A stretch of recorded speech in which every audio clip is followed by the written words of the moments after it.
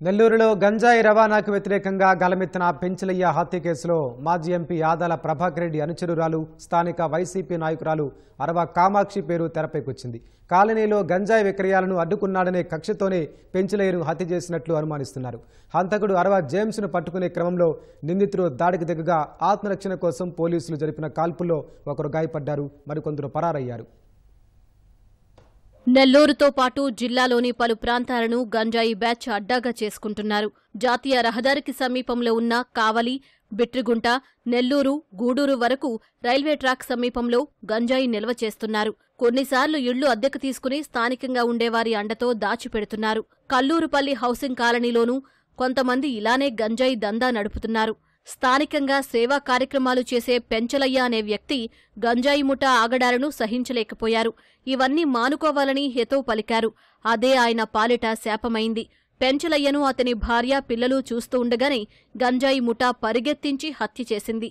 దాదాపు 10 మంది ఈ హత్యోదంతంలో పాల్గొన్నారు.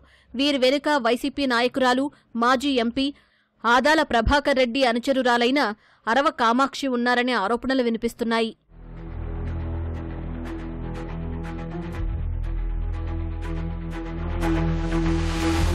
పెంచలయ్య హత్యను తీవ్రంగా పరిగణించిన నెల్లూరు ఎస్పీ అజిత కేసు దర్యాప్తు కోసం డీఎస్పీ ఘట్టమనేనిని ప్రత్యేక అధికారిగా నియమించారు. కోవూరు సమీపంలోని చక్కెర ఫ్యాక్టరీ వద్ద నిందితులు ఉన్నట్లు గుర్తించారు. తెల్లవారుజామున అక్కడికి వెళ్లిన పోలీసులపై నిందితులు దాడికి తెగబడ్డారు. ఈ క్రమంలో పోలీసులు కాల్పులు జరపాల్సి వచ్చింది. కాల్పుల్లో ఒకరు గాయపడగా 8 మంది పరారయ్యారు. గాయపడిన నిందితుడు జేమ్స్కు నెల్లూరు జీజీహెచ్లో చికిత్స అందిస్తున్నారు. పరారీలో ఉన్న నిందితుల కోసం గాలిస్తున్నారు. టీమ్స్ తిరుగుతూ ఉన్నాయి.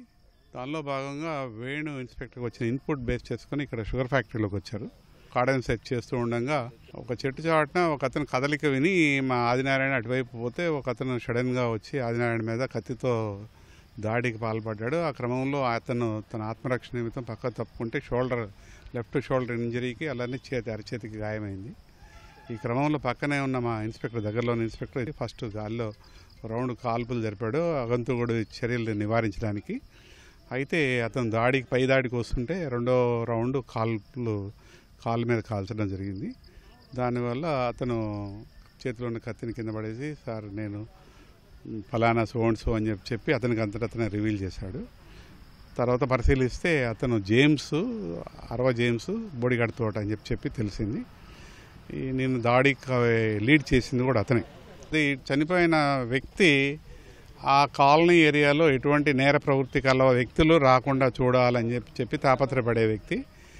అయితే అక్కడ కొన్ని ఆ టెంపుల్ ఒకటి ఉంది. అక్కడ ఆ టెంపుల్ విషయంలో కొన్ని మనస్పర్ధలు ఉన్నాయి ఈ అక్యూజ్డ్కి, చనిపోయిన వ్యక్తికి, వాళ్ళ గ్రూప్కి. దానివల్ల కొంచెం మనస్పర్ధలు పెరగడం వల్ల ఈ హత్యకి దారితీస్తాడు. ఇన్పుట్ ఉన్నాయి, సెర్చ్ ఆపరేషన్ అంటే టీమ్స్ అయితే వాళ్ళ కోసం తిరుగుతూ ఉన్నాయి. తప్పకుండా పట్టుకుంటాం.